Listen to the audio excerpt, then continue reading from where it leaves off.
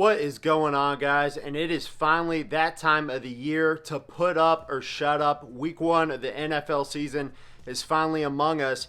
And guys, this is a big opener. The first game ever at SoFi Stadium in Inglewood, California. The Dallas Cowboys play the Los Angeles Rams. And when I made the season preview where I talked about our final record, it was just a prediction. I had us going 12-4, although I did give the Rams this season opening win. That was just my gut feeling at the time, and since then, my opinion has changed. Now I think the Cowboys are going to win. I'm going to go and give a score before I talk a little more about it. My guess is going to be 35-24. I think the over-under with us for points is 25. I'll be disappointed if we have less than 25 points, and I also think it will cost us a win. At the same time, with some issues that the Rams have on defense heading into this season, I think we should have at least 30 points in this game. So I'll go kind of position by position. Quarterback, I think we're a little more polished. Dak Prescott has a chip on his shoulder going into this season, and I think he's going to be very impressive. He has the weapons to make it count. Jared Goff is young, and I think he's still improving, and I think he's kind of gets a bad rep, especially from Cowboys fans, but I don't necessarily think he's a bad quarterback. As a matter of fact, for his age, I think he's pretty decent. Now, as far as run game goes, this is, in my opinion, our biggest advantage over him. Ezekiel Elliott and Tony Pollard bashed their defense Week 15 last year for a combined 230-something yards. And now at the same time, Sean McVay says they're going into the season with a three-headed monster. Darrell Henderson, Malcolm Brown, Cam Akers. Guys, when's the last time we heard about a three-headed monster? It was Darren McFadden, Joseph Randle, and I already forgot who the other guy was, but how'd that work out for us? No, not well. Darren McFadden had a 1,000-yard season, and he was the workhorse, but nobody else did much of anything. Things are much better. The team was much better before when we had DeMarco Murray, and then much better after when we had Ezekiel Elliott. So my point being, if you have three starting running backs on your roster, you really don't have any. So they just don't know who their guy is yet. In my opinion, it'll eventually be second-round pick Cam Akers. I have him in a couple fantasy leagues. I'm a fan. I think he can play. But going into the Week 1, I wouldn't put that much stock into him. Now, as far as receivers go, both teams have very talented receivers. The tight ends in Los Angeles are pretty well known. Tyler Higbee and Gerald Everett.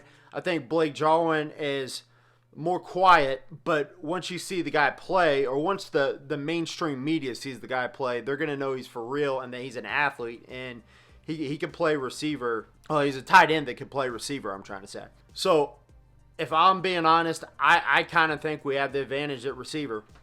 I just think CeeDee Lamb's better than Van Jefferson, and I think Amari Cooper is a better route runner than anybody on their team. Now, the Cowboys' offensive line are very well known, and right now our inadequacies are well known, and the fact is that La'el Collins, it usually is Tyron Smith, but La'el Collins is a guy right now who hasn't been healthy, didn't come into camp in shape, and it's caused us some issues.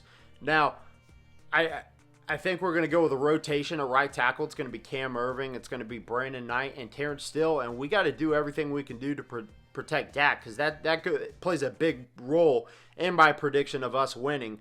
And it's really Aaron Donald is the main guy we got to worry about, because Michael Brockers is solid, but Aaron Donald's the main focus of the pass rush. We might have to double team him even when Zach Martin's guarding him, and at times we may have to triple team him. He's still going to get his. He's a really good pass rusher, and even though I said that he's league average at stopping the run, most of the time it's because he gets so much immediate pressure that he kind of sells out on the quarterback and the running back goes right by him. So any way you look at it, he's really effective on the defensive line, if not the most effective defensive player in the NFL.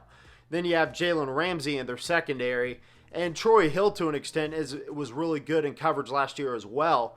That's pretty much where it ends. They're not bad at safety. I'd say they're better at safety than we are, but they have no depth past Troy Hill at defensive back, and I think a guy like CeeDee Lamb is really going to take advantage of that.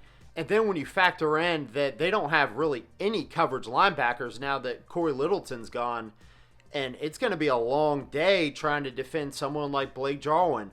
Running backs like Ezekiel Elliott and Tony Pollard, not just in the run game, but also in the passing game. With that said, I think we could take advantage of this all day, and we could pretty much score at will.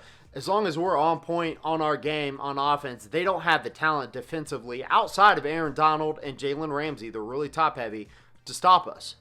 Now, as far as exploiting our defense goes, well, we know our pass rush is going to be on point.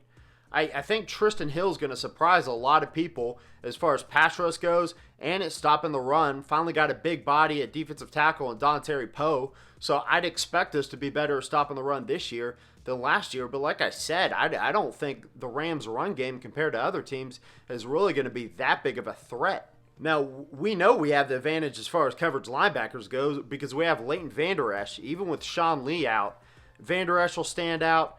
Jalen Smith, hopefully being used more as a blitzing linebacker and less in pass coverage, I think will really help us because Leighton Vander Esch is just the better linebacker in pass coverage. And the facts are the Rams just don't have a pass coverage guy like Leighton Vander Esch on their team. So, like I said, I think the Rams are going to put up some points.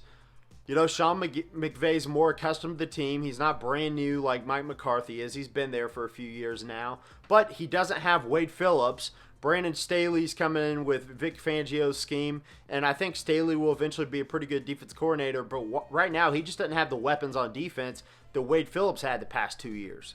So like I said, the way our defense is looking heading into week one as far as guys being healthy, Jordan Lewis is probably going to be out, but it looks like Chidobe Awuzie is going to be healthy even if he doesn't start, which he wasn't listed as a starter on the depth chart this week, as well as Xavier Woods is supposed to start, which is a big deal because Darian Thompson's listed as our other starting safety, and I don't want him getting a majority of snaps at safety. So I do think we could easily give up 20 points, but hopefully we don't give up over 30, and I think unless we fall apart, we could do that. I can definitely picture us getting at least 2 turnovers against the Rams, which is kind of better than what we were doing against teams last year, so we just weren't forcing teams to turn the ball over. But guys, obviously I'm ecstatic for this game. I know Cowboys Nation really is.